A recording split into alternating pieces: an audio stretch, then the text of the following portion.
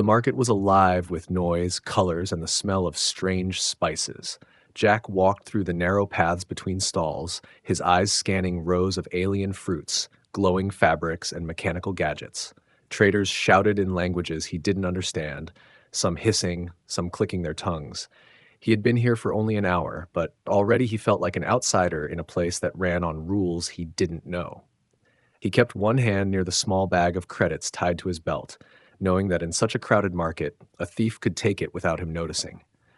He stopped near a stall selling bright silver tools that looked like a cross between knives and wrenches. As he leaned closer to examine one, a soft sound brushed past his ear, a low, smooth purr. The voice was feminine, but the tone carried a strange weight. It rolled into a single word, a grrr. He straightened and turned around, expecting to see someone calling for a pet or joking with a friend. Instead, standing only a few steps away was a tall alien girl, her skin a pale silver that shimmered like moonlight. Her large eyes were deep green with vertical pupils, and they didn't blink as she studied him. Her lips curved into the faintest smile, and her tail, long and slender, swayed slowly behind her. What? Jack asked, his voice uncertain. The girl tilted her head slightly, still staring at him as if she could read his thoughts. She took a step forward, closing the distance. Her voice came again, softer, almost a whisper, but still carrying that strange purr. A grrr! Jack frowned, not sure if it was a name, a greeting, or something else entirely. Before he could speak again, he noticed movement in the market. A pair of older aliens, with similar silver skin and shorter tails, had stopped talking to watch them. A vendor on the opposite side suddenly turned away, pretending to arrange his goods. There was something in the air, something tense. He tried again. What does that mean? The alien girl didn't answer. Her smile widened, but it wasn't warm. It was challenging. She reached out and took his wrist in a firm grip. Her skin was cool to the touch, but her strength surprised him. She pulled him away from the stall without warning. "Hey!" Jack protested, glancing around as they slipped between two food stands. Steam rose from boiling pots, hiding them for a moment from the crowd. She didn't slow down, weaving through narrow paths until the market noise grew distant. They entered a shadowed alley between two tall stone buildings. Here the air was damp and cooler, and the ground was uneven. The girl finally stopped and turned to face him, her tail flicking faster now. Her eyes locked on his. "You're in trouble now, human," she said, her voice low. Jack blinked at her, confused and slightly annoyed. "Trouble? I didn't do anything. You're the one who dragged me here." She stepped closer, close enough that he could see faint patterns in her skin, like ripples of light. "You don't know what I just did, do you?" He shook his head. "No. And I'm guessing you're not about to give me a friendly translation." Her smile turned sharp, showing small pointed teeth. "That word I said, grrr, it's not just a word. On my world, when a female says it to a male in public, it means she has claimed him." Jack let out a short laugh, thinking it was some strange alien humor. "Claimed me? For what? A conversation?" Her tail lashed once against the ground. "No, as her chosen hunt prize." He stared at her, the words not quite settling in. "Hunt prize? That sounds bad." "It depends," she said, her purr returning faintly. "If you pass the trial, you become more than prey. You become hers. If you fail..." She didn't finish, but her smile suggested he wouldn't like the answer. Jack was about to argue when a deep growl echoed from the mouth of the alley. He turned to see three large aliens approaching, their bodies broader and heavier than hers, their eyes locked on him. Each carried a long, curved blade at their side, and their tails were stiff with aggression. The leader stepped forward, his voice like a rumble. "Step away from the chosen female, human, or face the trial of claws." Jack froze. He had no idea what the trial of claws was, but from the look in their eyes, it wasn't going to involve a polite discussion. He looked at the alien girl, hoping she would explain or call them off. Instead, she just watched him, her expression unreadable. "Trial of claws?" Jack repeated. "I think there's been some kind of mistake." "No mistake," the leader said. "She chose you. Now you prove you are worthy, or you die." The alien girl tilted her head again, her green eyes gleaming with interest. She leaned close enough that her breath touched his ear. "I want to see if you survive." Before Jack could react, the three males stepped forward, forming a half circle around him. The narrow alley suddenly felt even smaller, the walls pressing in. He glanced at the girl one last time, but she only purred again, the sound both haunting and strangely beautiful. The growl of the approaching warriors mixed with the slow beat of his own heart. Jack realized he had no weapon, no plan, and no understanding of what kind of fight he was about to be dragged into. The alien girl's voice came one final time, soft but firm. "Don't disappoint me, human." The leader's shadow stretched long over the stone ground as he stepped closer. His curved blade caught a glint of light from somewhere above, making Jack's pulse quicken. The two other males moved with him, their tails raised like coiled whips ready to strike. Jack's eyes darted between them, searching for a gap, but they were skilled at cutting off escape. The alien girl leaned casually against the wall, her arms folded, watching the scene with the calm of someone enjoying a private show. Jack's frustration flared. "You're not going to help me?" he asked. Her lips curved into that same teasing smile. "This is your help, human. You survive this, and you'll understand everything." The leader spoke again, his voice deep and steady. "The trial of claws begins now." One of the males lunged first, his blade slicing the air where Jack's head had been a moment before. Jack ducked instinctively, his boots skidding on the uneven stones. The second attacker came from the side, forcing Jack to roll forward to avoid being boxed in. Years of military drills screamed in his head, "Don't stay still, keep moving." The first alien swung again, but Jack caught his wrist and shoved it upward, making the blade slam into the wall with a spark. The crowd noise from the market was faint now, replaced by the sharp sounds of metal on stone, the hiss of breaths, and the thump of feet. Jack backed toward the wall, trying to keep them all in sight. The third male had hung back until now, watching, studying Jack's movements. Then he stepped forward, his blade held low. Jack saw the tactic, force him to focus on two while the third strikes from an angle. When the first came at him again, Jack didn't dodge. Instead, he sidestepped just enough to let the strike pass, grabbed the alien's arm, and yanked him forward into the path of the third. The two collided, their tails tangling, both stumbling. The alien girl's purr rose slightly in volume, almost like she was pleased. The second male rushed in fast, but Jack had already grabbed the blade from the first's hand. It was heavier than it looked, the grip rough. Jack swung it low, aiming not to kill, but to force distance. The male jumped back, hissing in frustration. The leader now stepped in, his stance wider, his blade steady. This was no wild attack. This was measured, controlled, dangerous. He swung once, testing Jack's reaction. Jack blocked, feeling the shock run up his arm. Then the leader came in harder, faster, each strike pressing Jack back toward the mouth of the alley. Jack's shoulders burned from blocking and his breath came faster. The leader's eyes stayed locked on him, testing his endurance. Then, just as Jack's back touched the wall, the leader twisted his wrist in a way Jack didn't expect. The blade slipped past Jack's guard, grazing his side and cutting through the fabric of his jacket. The sting lit fire along his ribs, but Jack used the moment to kick forward, striking the leader's leg just above the knee. The leader staggered a step and Jack pressed in, slashing the air close to his face, not hitting, but forcing the leader to yield ground. The other two recovered and moved in again, forming the half circle once more. Jack could feel the weight of their attention, the way they were adapting to him. He knew he couldn't keep dodging forever. Then, from behind them, the alien girl's voice rang out, low but commanding. "Enough." The males froze, their eyes shifting to her. She stepped forward slowly, her tail brushing along the wall as she moved. "He has lasted longer than most," she said, her tone carrying both pride and challenge. The leader's jaw tightened, but he lowered his blade. "You claim him, then. He is yours to protect or destroy." Jack exhaled sharply, lowering his weapon, his muscles trembling from the tension. "I'd prefer neither. Thanks," he muttered. She came closer, stopping just in front of him. Her eyes were bright, her pupils narrowed. "You fought well for someone with no idea what was happening. That's rare." "I had no choice," Jack said, still catching his breath. "That's how the best fights happen," she replied. Her tail brushed lightly against his leg as she turned toward the warriors. "He is my grrr. No one touches him now." The males gave a low rumble of acknowledgement before stepping back, fading into the shadows at the edge of the alley. Jack watched them go, then looked at her. "You mind explaining now? Because I'm starting to think I should have stayed on my ship." She smiled, a sharper edge in it this time.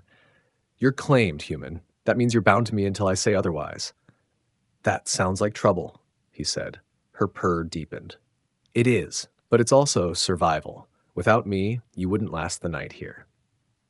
Jack didn't know if she was protecting him or trapping him, but one thing was certain. The market felt a lot more dangerous now than it had an hour ago, and she wasn't letting go of his wrist. The path out of the alley opened into a wider street lit by hanging crystal lamps that glowed with a soft blue light. The alien girl didn't slow her pace, pulling Jack along as if she already knew where she wanted him to go. The sounds of the market faded behind them, replaced by the distant hum of engines and the soft chirps of night creatures. Jack's mind was still spinning from the fight, from the strange word she had called him, and from the way those warriors had obeyed her command without hesitation. "You still haven't told me what happens next," he said, matching her stride. Her tail swayed slowly as she looked over her shoulder at him. "Next? You prove if you are worthy of keeping the claim. The trial you survived was only the first test." Jack frowned. "And if I don't want to keep it?" She smiled faintly. "Then you walk out into the night alone and see how far you get before something eats you." It was hard to tell if she was joking. They turned a corner, and the street narrowed again, the buildings taller here, their stone walls carved with strange patterns. A faint wind carried the scent of metal and something sweet, almost like flowers. The girl stopped suddenly and glanced upward. Jack followed her gaze and saw a shadow move across the roofline, quick and silent. "Keep moving," she said softly, her tone sharper now. They walked faster, passing under a tall archway where two alien guards stood with spears tipped in black stone. The guards glanced at Jack but didn't stop them. Beyond the arch, the street opened into a courtyard surrounded by high walls. Torches burned along the edges, their flames a strange green. In the center stood a circular platform of polished black stone. "This," she said, gesturing to the platform, "is where you will take the second trial." Jack's stomach tightened. "Another trial? I just fought 3 armed warriors with nothing but my hands." "This one isn't about fighting," she said, stepping up onto the platform. "This one is about instinct." Before he could ask, a deep clang echoed through the courtyard as a heavy gate opened on the far side. Something moved in the darkness beyond, a low, rumbling growl that made the torches flicker.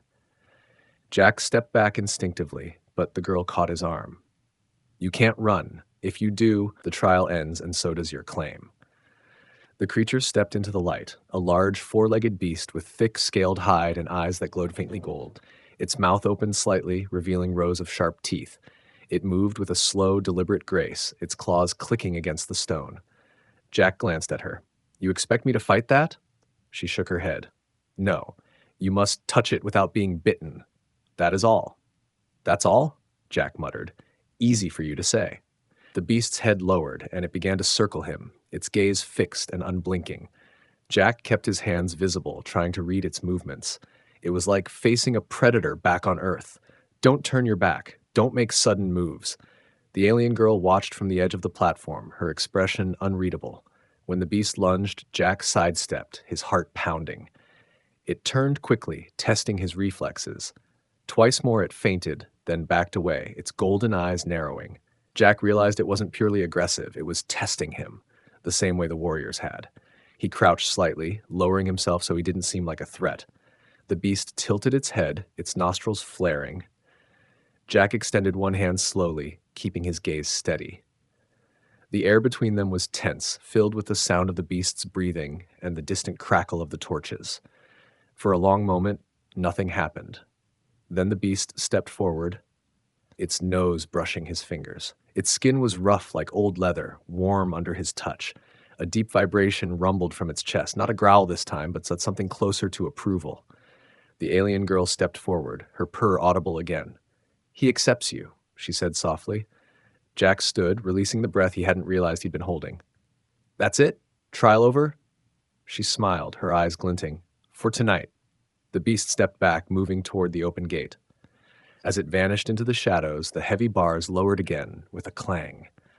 Jack turned to her, ready to demand more answers, but she was already walking toward a side passage leading out of the courtyard. "Come," she said. You've earned a place in my territory for now, but you still have much to prove. Jack followed, his steps slower, his mind heavy with questions. He had no idea how many trials were ahead or what they would demand of him.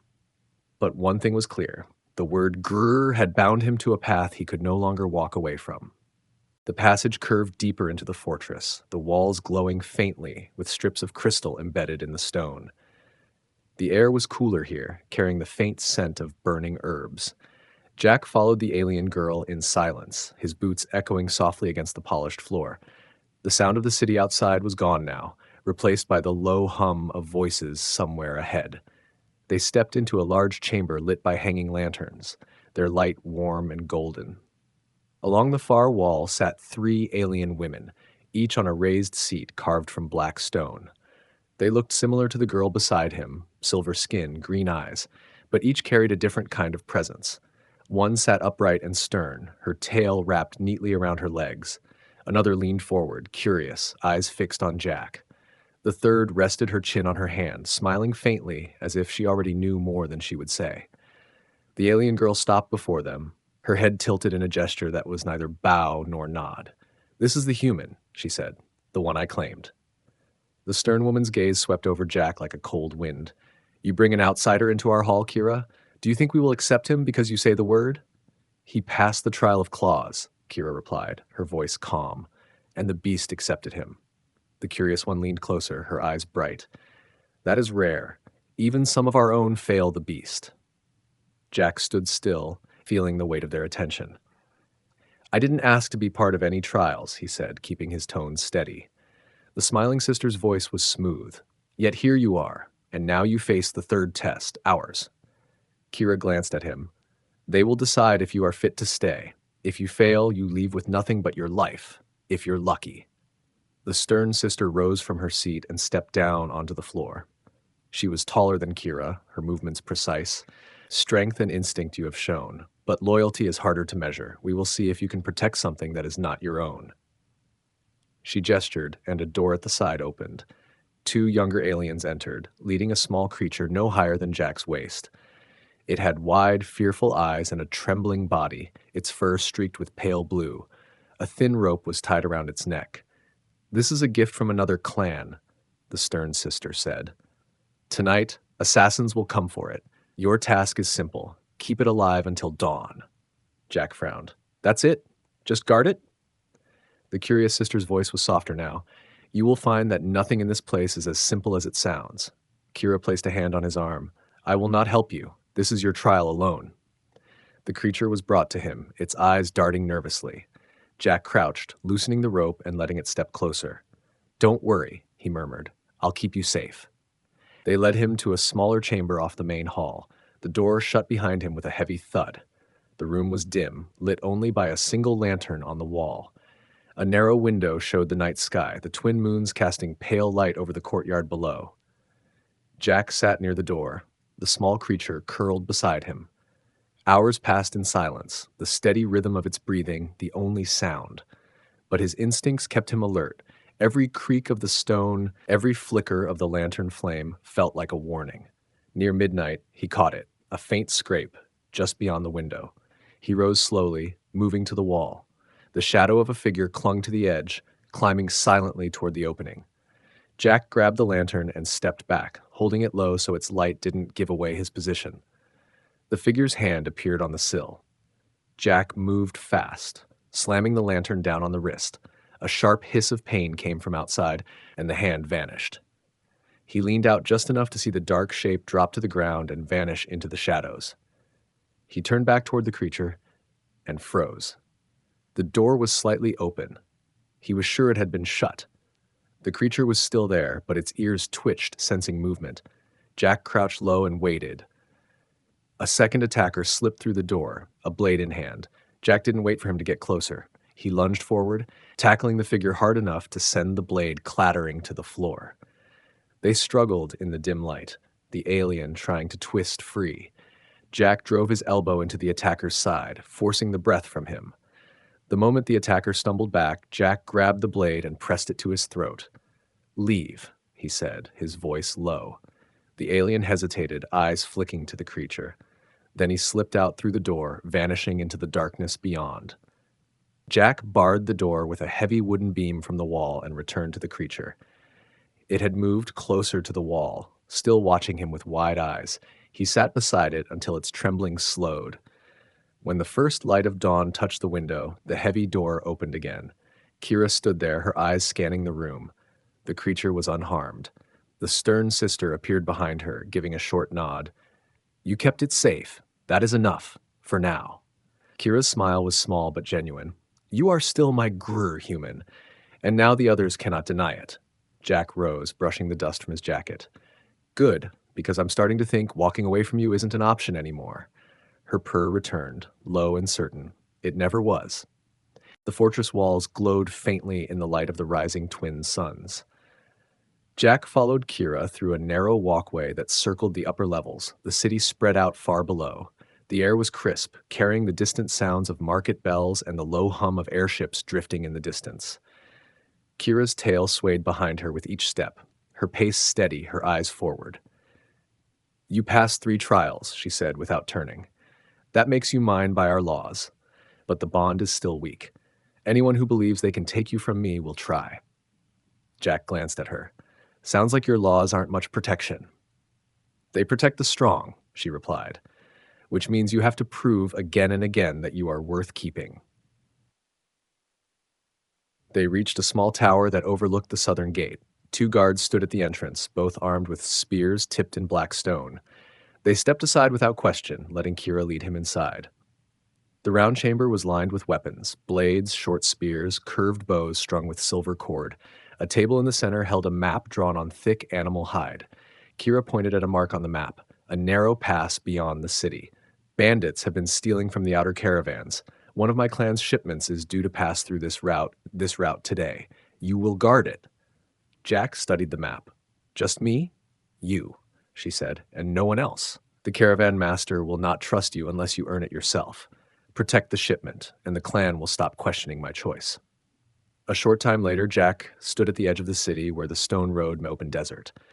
The caravan was already waiting, 3 large, covered wagons pulled by thick-bodied beasts with long horns. The caravan master, a tall alien male with scarred cheeks, eyed Jack with open doubt. "You're the human?" he said. "That's right," Jack answered. The master made a low sound in his throat. "Stay out of the way unless you're ready to die." They set out, the wagons moving at a steady pace. The desert stretched wide and empty, the heat growing as the suns climbed higher. Hours passed without trouble, the road winding toward the distant hills. Jack kept to the side, scanning the rocky slopes. His instincts told him danger would come before the pass. It came faster than he expected. A sharp whistle cut through the air, followed by the thud of something heavy hitting the first wagon. The beasts pulling it bellowed and reared. From the rocks above, figures appeared. Bandits, their faces masked, their weapons raised. Arrows streaked down, striking the sand around the caravan.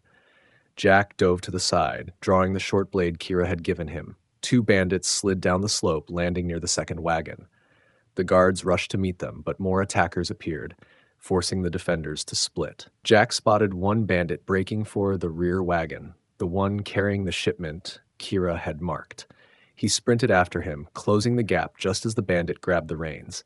Jack slammed into him, the 2 crashing into the side of the wagon. The bandit slashed with a curved knife, but Jack caught his wrist and twisted, forcing the weapon free. Another came from the left, swinging a heavy club.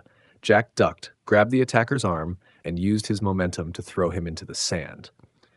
He didn't stop moving, driving the first bandit back with quick strikes until the man stumbled and fled toward the rocks. An arrow whistled past Jack's head, close enough to feel the wind of it. He turned and saw the archer on a low ridge, already knocking another shot. Without thinking, Jack ran toward the slope, using the rocks for cover. The archer loosed another arrow, but it struck stone. Jack climbed fast, his boots slipping on loose gravel, until he reached the ridge. The archer drew his bow again, but Jack was already inside his reach. He swung the flat of his blade, knocking the bow aside, then drove his shoulder into the man's chest. The archer fell back, tumbling down the slope until he hit the sand and didn't move. By the time Jack returned to the wagons, the last of the bandits were retreating, their shouts fading into the distance. The caravan master stood near the lead wagon, breathing hard but unharmed. He looked at Jack for a long moment, then gave a short nod. "You fight like someone who has done this before," he said. "The shipment is safe because of you." The rest of the journey passed without incident. When they returned to the city gates at sunset, Kira was waiting. She stood with her arms folded, watching him approach. The caravan master went straight to her. "He protected the goods," the master said. "No one can deny that." Kira's eyes glinted as she turned to Jack. "Then the clan will have to accept you, at least for now." Jack handed her the short blade back, but she pushed it toward him. "Keep it. You'll need it again soon." Her purr returned, low and satisfied, as they walked back toward the fortress together. Night had settled over the fortress, the twin moons casting silver light across the high walls. The city below was quieter now, the market noise replaced by the distant call of night birds and the low hum of hidden machinery. Jack stood on a balcony outside the room Kira had given him, the cool air brushing against his face. He should have felt relief after surviving the trials and the caravan attack, but something in the way Kira moved today told him it wasn't over. The sound of soft footsteps made him turn. Kira stepped onto the balcony, her eyes reflecting the moonlight, her tail curling slowly behind her.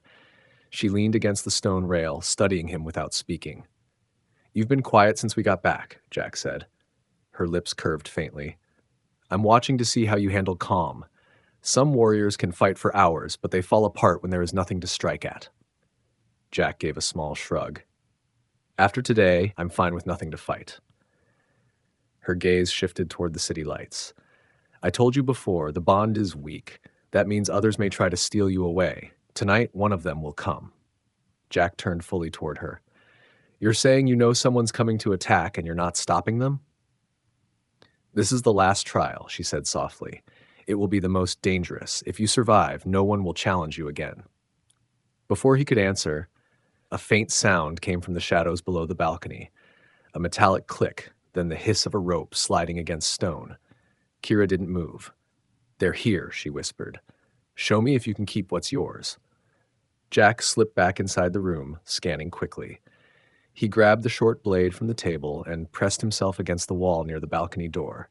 The rope moved again, and a shadow rose over the railing.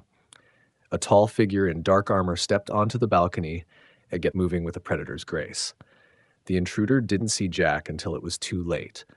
Jack lunged forward, swinging the blade in a tight arc.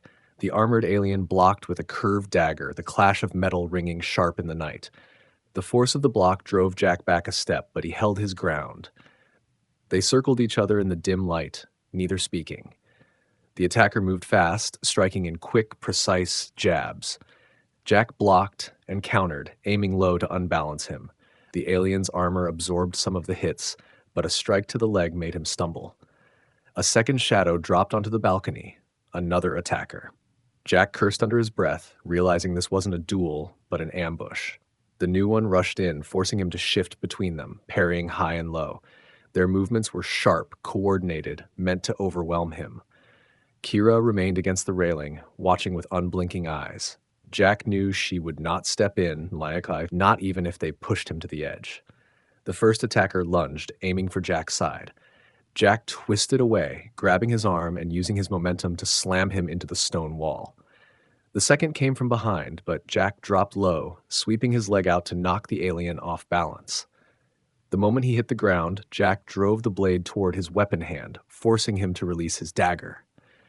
The first attacker recovered, coming at Jack again, but this time, Jack was ready. He stepped inside the swing, twisting his wrist to catch the dagger's hilt. A sharp knee to the alien's midsection broke his stance, and Jack sent him staggering backward. They regrouped near the balcony's edge, breathing harder now. Jack could see the calculation in their eyes. They had expected an easy victory. The second one made a final rush, but Jack sidestepped, catching him by the shoulder and using his own speed to send him over the railing. The sound of his fall was swallowed by the night. The first hesitated, then backed toward the rope and slid down into the darkness without another word. Jack stood still, breathing hard, his blade still ready. Kira stepped forward finally, her purr a low vibration in the quiet air. Now you understand. This was not about winning. It was about showing them you cannot be taken. Jack sheathed the blade and looked at her. You could have warned me it would be two. Her smile was small but sharp. If I had, you might have fought differently. I needed to see your instincts, not your plans. He shook his head, still catching his breath. And what happens now? Now, she said, stepping closer, you are truly mine. No one will dare challenge you again. And if they do, her tail brushed against his leg, her eyes never leaving his. We will face them together. The city lights flickered below, and somewhere in the distance, a low horn sounded. But here on the balcony, the only thing Jack felt was the strange certainty that whatever bond had started with a word he didn't understand was now sealed in ways he couldn't undo. The fortress hall was filled with voices when Jack entered the next morning. Sunlight streamed through tall windows, casting long shadows across the polished stone floor. Members of Kira's clan stood in groups, their silver skin glinting in the light, their eyes following him as he walked beside her. Whispers rose and faded wherever they passed, but no one stepped forward to block their way. At the far end of the hall, the three sisters sat on their raised seats. The stern one watched him like she was weighing every step he took. The curious one leaned forward, studying him with open interest. The smiling one's lips curved faintly, her gaze shifting between Jack and Kira. Kira stopped before them, her tail curling once around her legs. The trials are complete, she said. No one can deny it now. He is my grrr. The stern sister's eyes narrowed. You have made him fight warriors, face the beast, guard what was precious, protect our trade, and survive an attack in the night. Few of our own would pass all of that. But this is not just about skill. It is about place. Does a human truly belong here? Jack met her gaze. I didn't come here looking for this. But I've fought for it. I've bled for it, and I'm still here. The curious sister tilted her head. And if another clan challenges her claim, then they'll learn the same way yours did, he said without hesitation. The smiling sister's voice was soft, but carried through the hall. Then let it be known, he is claimed by Kira, bound under our laws. No hand may take him unless hers allows it. A deep, resonant sound filled the hall as the clan members struck the floor with the butts of their weapons in approval. Kira glanced at him, her green eyes glinting with something between pride and possession. The rest of the day passed in a blur of formalities Jack barely understood. Kira led him through different chambers, introducing him to elders and allies, some greeting him politely, others with a wary nod. At every turn, she stayed close, her hand sometimes brushing his arm, her tail occasionally flicking against his leg. That evening, the fortress came alive with celebration. Long tables were set in the main hall, covered with dishes that steamed and glowed with strange colors. Musicians played deep, rhythmic notes on instruments shaped like coiled metal vines. Dancers moved between the tables, their tails swaying in perfect time to the music. Jack sat beside Kira at the head table. She poured him a drink from a crystal pitcher, the liquid a deep gold. You've earned this, she said, her voice low enough only he could hear. He took a sip, the taste sharp but warming. Does this mean the trials are really over? For now, she said with a small smile. But being mine is not just about surviving danger. It is about standing with me when danger comes again, and it always will. Before he could answer, a loud voice called from the far end of the hall. A tall alien male in travel-worn armor stepped inside, his presence drawing all eyes. He carried the scent of dust and distant roads. His gaze locked on Kira, then shifted to Jack. I bring word from the border, the man said. Another clan moves toward our territory. Their leader says they have a claim to challenge. The hall went silent. All eyes turned to Kira. Her tail stilled, her pupils narrowing slightly. On what grounds? They say your human does not belong here, the messenger replied. They say they will take him and prove it. A murmur spread through the hall, some voices sharp with anger, others with concern. Jack felt the weight of every gaze on him again. Kira rose slowly, her voice calm but edged with steel. Send them my answer. If they want him, they must take him from me themselves. The messenger nodded and left without another word. Jack leaned toward her. You just invited them here? Her eyes met his, steady and certain. No, I warned them. Now they will know what happens when someone tries to take my grrr. The music started again, though the air in the hall was tighter now, the celebration marked by the shadow of what was coming.